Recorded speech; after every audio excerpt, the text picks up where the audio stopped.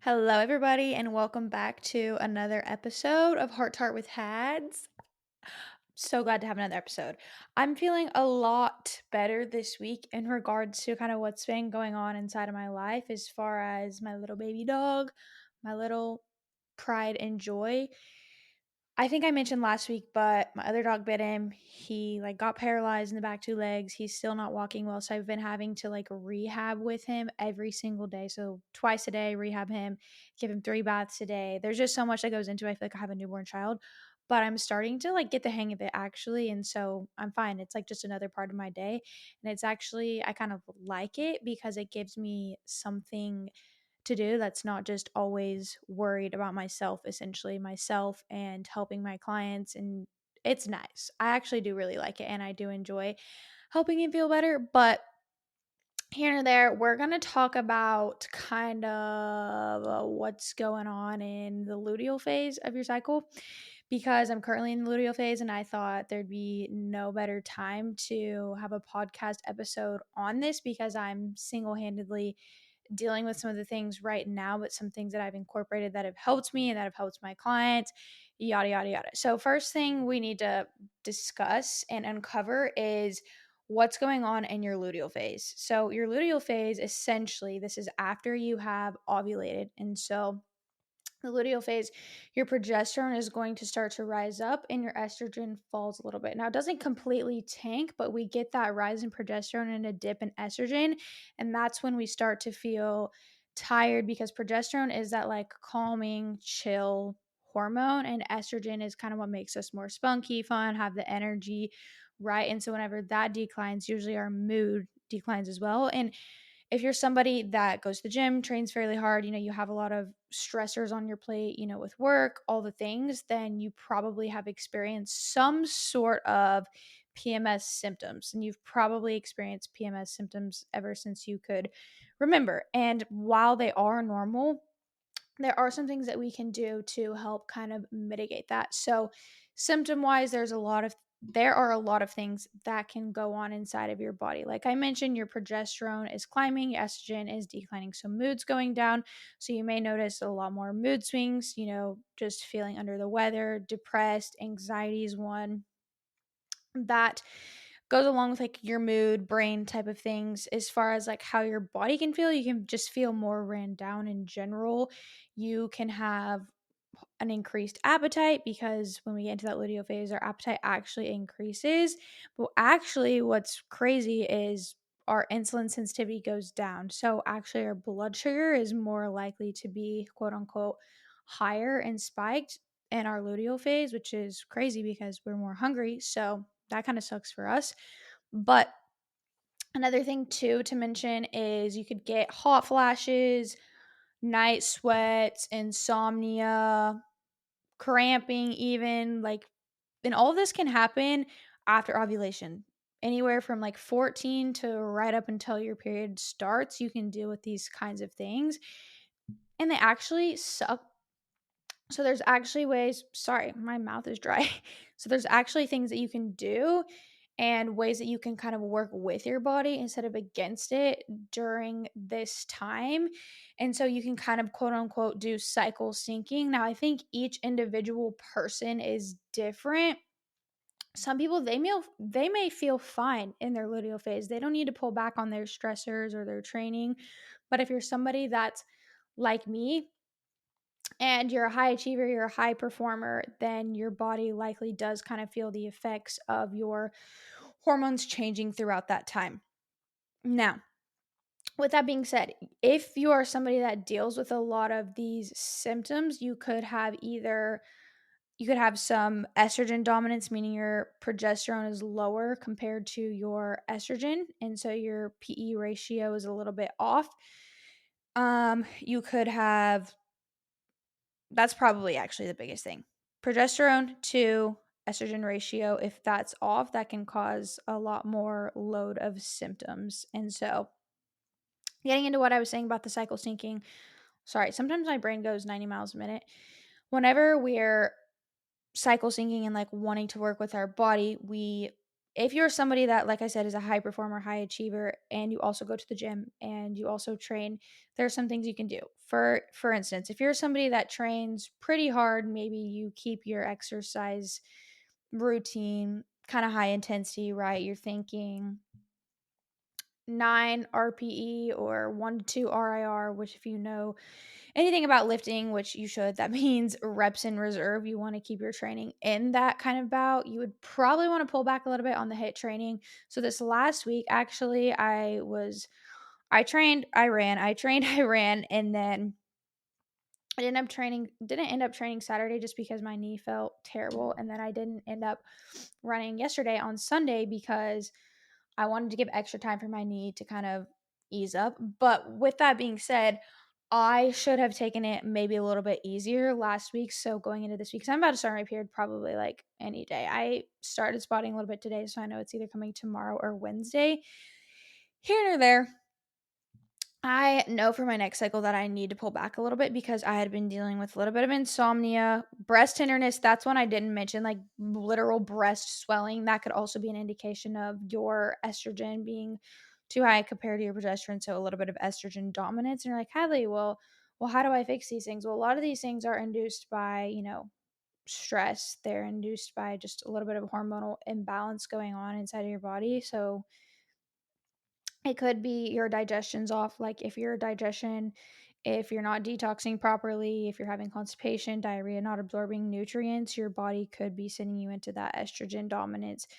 And so and I always say this too, but if you're not getting to the forefront of your hormones, like if you're not getting to the root cause of that, it always goes back to digestion. If digestion is off, then likely hormones are going to be off too. So, this is just proven fact. Everything starts inside the gut, literally everything. So, if your gut is wacky, expect your hormones to be a little bit wacky. So, you need to get to the root of what's going on inside the gut. Is it leaky gut? Do you have gut dysbiosis? Do you have SIBO? Do you have H. pylori, E. coli? Do you have something going on in there? That's where a GI map can come into play. And that is only if you've already, done all the things like you're eating healthy, you're getting in fiber, you're drinking your water, managing your stress, all those things. That's only if you're doing that. I've been doing that for a long time and you're still not seeing a change, right? So that's whenever a further testing would come into play, or maybe like gut issues have been lingering for a while. And so I'm currently waiting for mine to come back. But going back to the symptoms, because I mentioned breast tenderness leading up to cycle, there are some things supplemental wise that you can help to kind of ease some of that, especially if you're dealing with insomnia, um, the breast tenderness, like I said, and just overall feelings of depression and anxiety. You can do 200 milligrams of magnesium bisglycinate along with zinc. I think it's picolinate, picolinate. I don't know.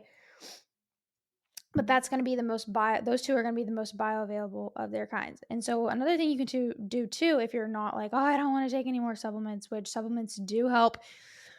Magnesium rich foods, things like spinach, things like avocados, eggs, salmon. I don't know if I already said that. No, I didn't. Brown rice is good. Bananas, any antioxidant foods, blueberries, dark chocolate's really good. These are things that you can incorporate. Another good vitamin too would be vitamin B6. Is kind of like a good little hormone balancing. Those three would be good.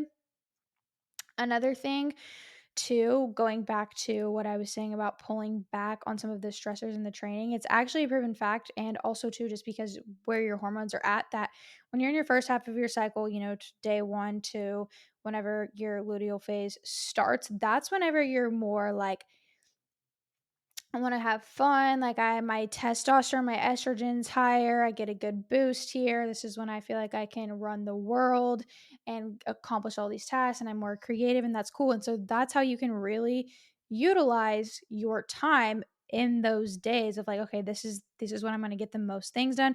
And then whenever you get into this phase, I'm not just saying like, oh, just lay on the couch and don't do anything. I'm just saying make your things more restorative. Take time for more breaks, more deep breathing, more meditation, more breath work, because your body's actually like going through a lot in that time, because if you're quote unquote going to be pregnant, it's preparing you, preparing you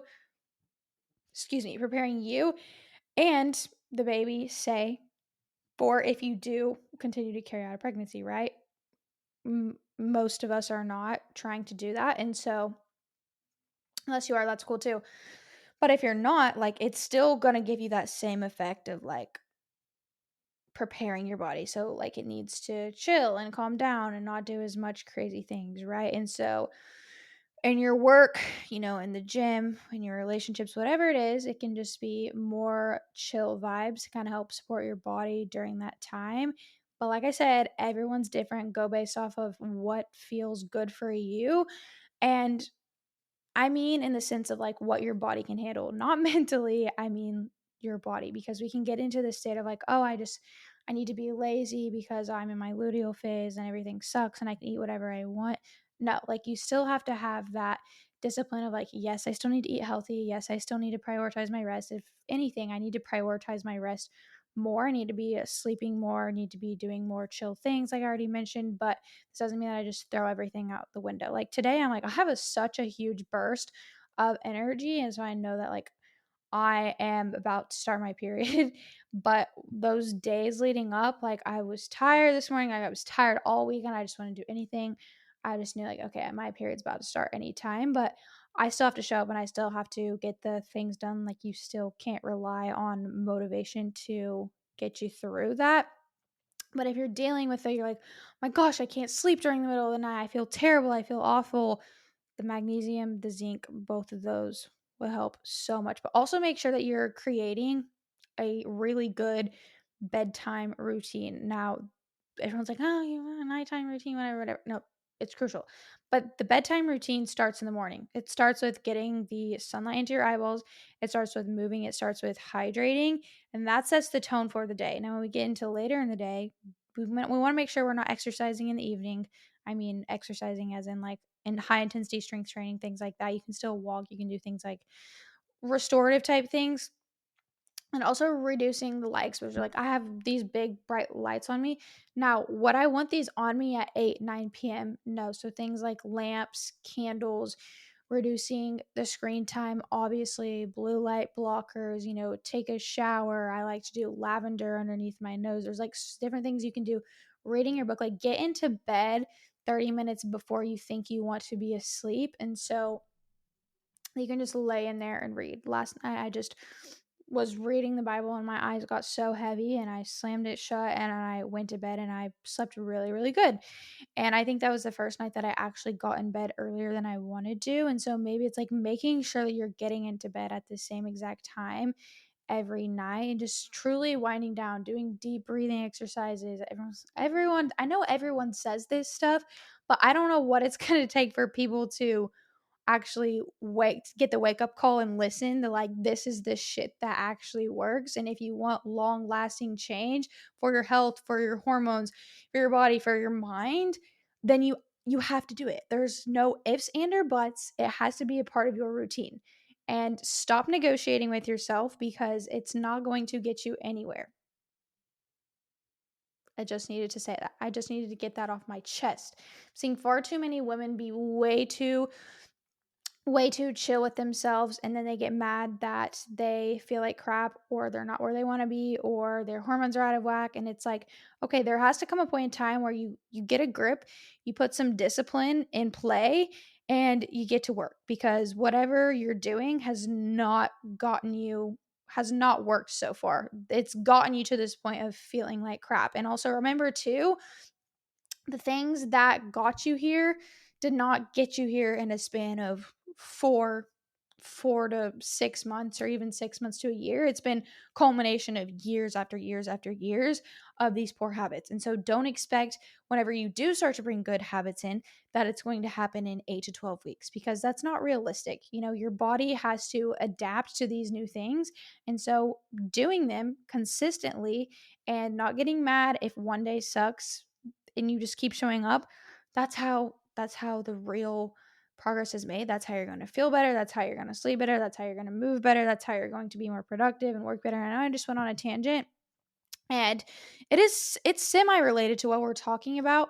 It's not totally off topic, but women just think that they can just chill out and let everything, vibe, and that's fine to an extent, but you still have to be disciplined enough to actually do the things that are going to make the things happen, right? So, anyways, let's see what time we're at. We're at 15 minutes. Why can I not get an episode over 15 minutes? I feel like I talk really, really well, and I don't know what happens. Anyways, I think that's all I have to say on, luteal phase, managing those kind of symptoms. But a lot of people said that they like the shorter time frame videos better. So my last tips would be to have more fun if you're a woman, find a hobby that you love, do something that gets your mind, lets your mind run free, create stillness in your day. Literally, I lay my ass on this ground every day and I put on a mask and I put just like frequency sounds in my ear and I lay there. If you cannot do that as a woman who is trying to self regulate and get herself to feel good, then we need to have a conversation. You need stillness in your day. If you cannot have stillness, you cannot have still hormones, you cannot have good hormones, you cannot sleep well, you cannot have strong muscles. Like that part of your day is a non-negotiable. Put it in your day. If you don't, I'll come after you. Anyways, that just making sure you're eating nutrient-dense foods. I mean, that's 100% the best thing that you can do for your body. Make sure your gut health is spot on. If it's not, I'm gonna have a chat. And my camera just died, so that's why I kind of went brain fog for a moment. But I think I mentioned everything that I wanted to. Stay hydrated, electrolytes, all the things. Everything that you would do in order to be healthy is the same thing you need to do in order to keep your hormones healthy. So, hope you guys enjoyed this episode of things you can kind of do in your luteal phase and just planning your productivity and supplemental wise things you can do to help sleep, anxiety, PMS. And if you found this helpful, you should share it with a friend because why not? If it helps you and you want to help somebody else, do it. But in the meantime, I appreciate you guys for tuning in, and I'll see you in the next episode. Bye.